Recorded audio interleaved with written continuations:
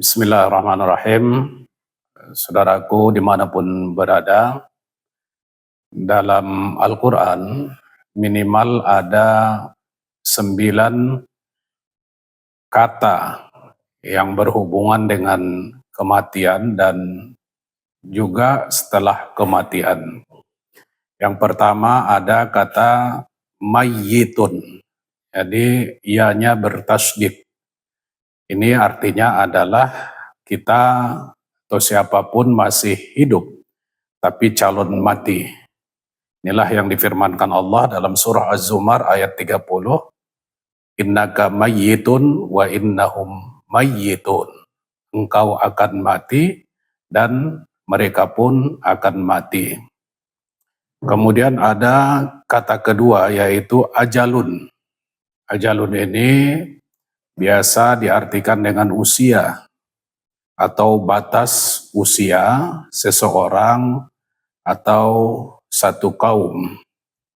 Jadi sudah ada ketentuan Tuhan batas usia seseorang, kita semuanya. Inilah yang difirmankan Allah dalam surah Al-A'raf ayat 34. Walikulli ummatin ajal. Bagi setiap umat itu ada ajal, batas usia, ketentuan sampai kapan dia bisa diberi waktu untuk hidup. Kemudian ada kata mautun, yaitu artinya adalah kematian. Kematian artinya adalah terjadinya perpisahan antara ruh dengan jasad seseorang. Ini misalnya disampaikan Allah dalam surah Sajadah ayat 11. Qul yatawaffakum malakul maut.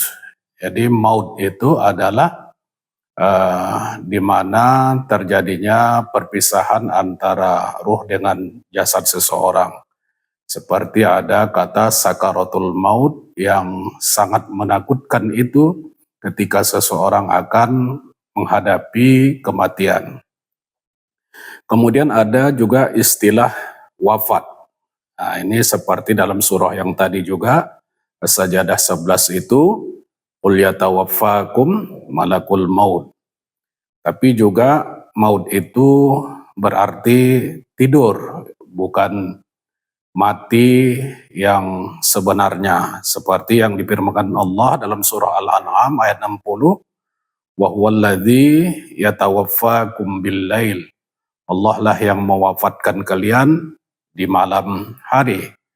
Wafat ini secara harfiah artinya adalah sempurna. Artinya ketika seseorang sudah sempurna batas usianya, sudah sempurna semua rezekinya di dunia ini, maka ruhnya dengan jasadnya akan berpisah. Kemudian ada kata maitun. Jadi maitun ini ianya berbaris sukun, mati ya. Jadi ini sudah berpisah memang. Jadi sudah dalam tanda kutip sudah jadi bangkai, tidak ada lagi nyawa ya. Berbeda kalau mayyitun tadi, mayyitun itu bertasydid, itu masih hidup tapi bakal meninggal atau mati.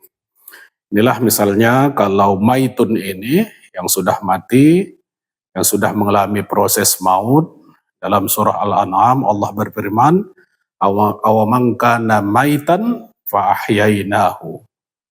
Mait itu yang sudah mati itu nanti akan dihidupkan kembali.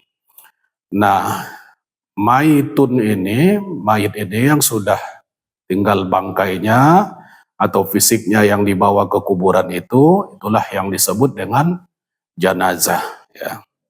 Nah, hadirin sekalian, dari semua proses itu agar kehidupan ini tidak berakhir hanya sampai maut sehingga menjadi maitun, mayit, maka kita seharusnya memakai konsep umur.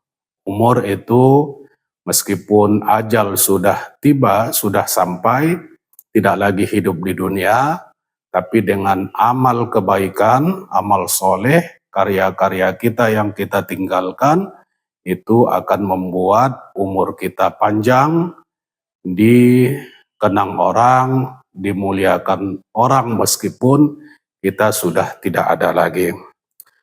Kemudian nanti setelah itu kita akan masuk ke alam barzakh, alam pemisah antara dunia dengan akhirat, baru akhirnya kita sampai ke akhirat. Akhirat ya, itulah dalam surah Ad-Duha Allah berfirman ayat 4, walal akhiratu khairul laka minal ula. Akhirat itu lebih baik daripada dunia ini yang sementara. Karena itu mari kita lebih prioritas kepada kehidupan akhirat dengan amal soleh, baik secara vertikal kepada Allah dengan ibadah-ibadah yang maksimal secara kualitas dan kuantitas kita lakukan, juga hubungan dengan manusia secara horizontal, sehingga nanti di akhirat kita hanya ada dua tempat, satu al-jannah, surga, satu lagi ad-nar, yaitu neraka. Mari proses ini kita lihat, kita pelajari, kita pahami, sehingga kita sampai kepada akhirat dan tempat kita tempatkan Allah di Jannatul Firdaus. Wassalamualaikum warahmatullahi wabarakatuh.